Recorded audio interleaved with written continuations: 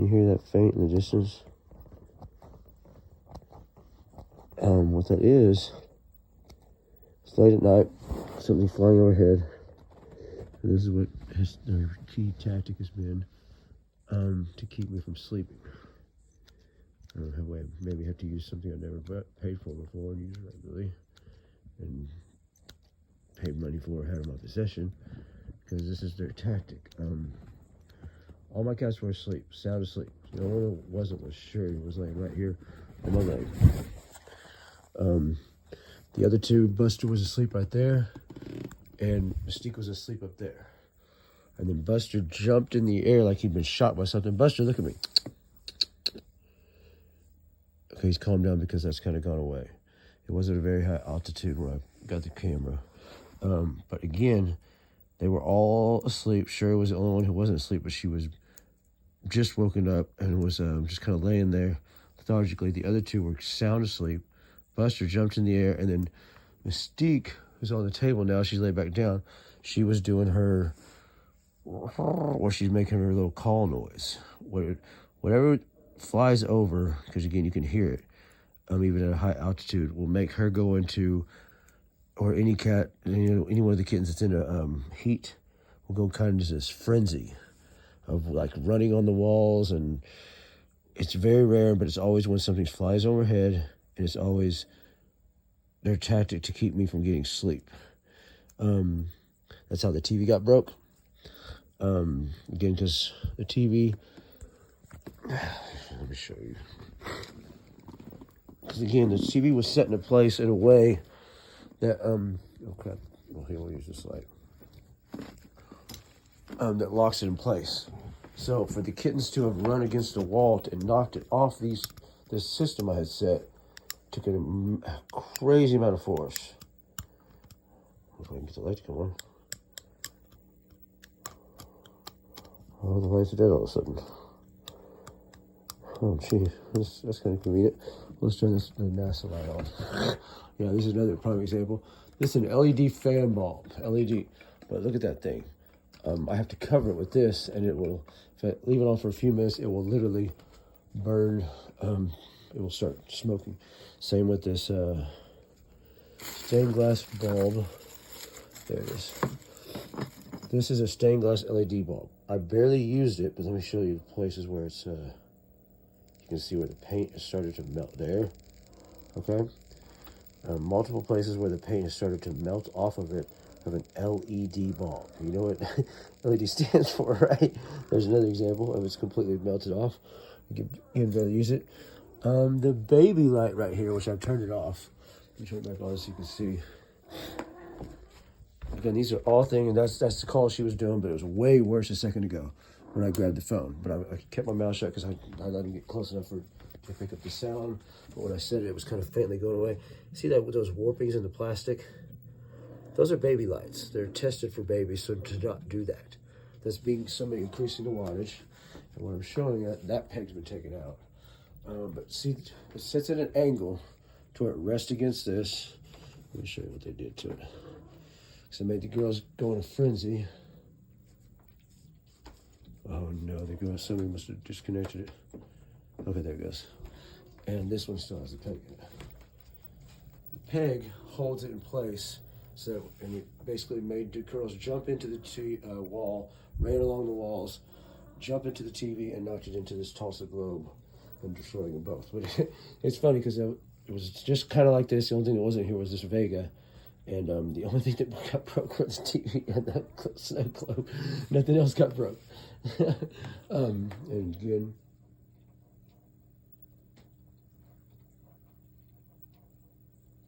yeah, you can faintly hear him. You can have really good hearing. But I can also hear this. You have to tune that out. You can hear it way up there. And Sherry's been looking. Buster, look at me. Buster will be able to tell you. His eyes will get super dilated because Buster's been through the raid. The kittens don't know what it is because they didn't go through the raid. So they just hear something that's making them go kind of cuckoo. But again, they were all sound asleep, and then they all just jumped up and kind of were in a frenzy. Yep. You can hear it out there faintly at a distance.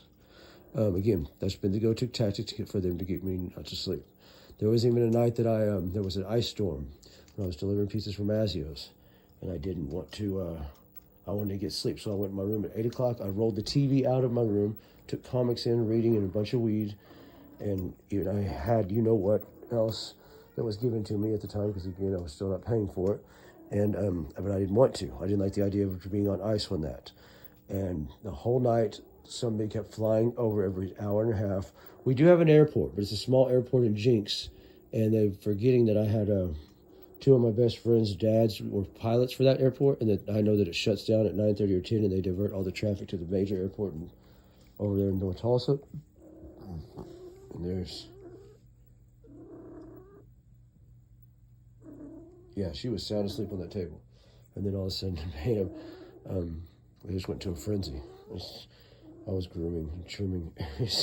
And this is their go-to tactic to get me to not be able to sleep. Though, again, when I started Virginia Lee, they would let me sleep, but never more than 4 or 5 hours. Definitely not past 6 hours. And that somebody put on my phone. The first thing I noticed was somebody put on my phone an alarm, a silent alarm that went off. It woke me up every day at 12:30. And this phone, if it were Sunday, would still have a focus on it. That when you turn it on, it basically is the remnants of, because I can't get it off, no matter how many times you delete the schedule. And I've somehow I got it to only be on Sundays now. But this original focus schedule was every day from 8 to 5, I couldn't receive or get texts or calls in any way, shape, or form. So that enabled them, if the lawyer was trying to contact me, which there was a time when the lawyer was trying to call me, before the state dropped the charge, and that was an issue. And that's what they were trying to create. That's my opponent. You know who it is. And, again, my shit with them is done. They can't accept that they're, that they're not my only opponent, and they were the easiest one of the bunch. Because, again, they locked the board when they did the raid on me when I was, didn't do anything wrong. So they're just mad because I'm, telling the truth about, I'm not the only person they've done this to. They've been framed. 35% of the arrests since from what I hear, late 80s, early 90s have been frame jobs like me. My lawyer said it to me when he came inside. He goes, I have a feeling I'm going to ask you. He said, just like this. I don't remember the 2 questions he asked me, and I wish I could. He said, I have a feeling I'm going to have to ask you 2 questions, and then if you answer them the way I think you're going to answer them, we're not going to have to talk about anything else for an hour and a half. Again, he said this to me right out the gate. If they let you see the interview, you could see that. And I had this perplexed look on it. He goes, just answer me this. And he asked me the first question. And then he kind of sat back and he goes, okay, now answer me this. And I did. And he said, okay. He put the papers down. He goes, okay, this is going to be dropped off your record. Unfortunately, this is not the first time I've had to deal with this. This is a regular occurrence, unfortunately, in this town. It will get dropped off your record, but it's going to take a long time. You're probably going to lose all your friends, and everyone's going to abandon you because of it and doubt you. And especially if you had anything previous, which I didn't, in my life, to make them do that. And again, his words. And then for the next hour and a half, we just sat there and didn't talk about anything else about the case. And he told me, after you answer these 2 questions, how I think you're going to answer them, we're not going to have to talk about anything else but personal stuff, because I suspect this is what... He didn't say it, but he was like, I suspect it's something I've seen before in other times. And those 2 questions I wish I could remember, because I was just kind of shocked. That whole first trip, they kept telling me every day that I was going to see a lawyer and a judge almost every day. And I was getting all my hopes up and stuff, and then I didn't get to see him until, I think, about the 7th week. And so, yeah, it's been the go-to tactic, all because they think that they're going to bully and intimidate me, and, I'm going to keep my mouth shut and take what they gave me. And because I threatened about educating people about Davis McGee. Have you met me, dude? That ain't going to happen, bro. I will die before I let you intimidate or bully me, okay? Let's get that through your fucking dumb, thick skull. I would rather die. You took that from me on March 2nd. I was ready that day. You wouldn't come inside. You tricked me outside, promised me you weren't going to arrest me and that you were just going to talk to me. That ain't happening, bro. That ain't happening.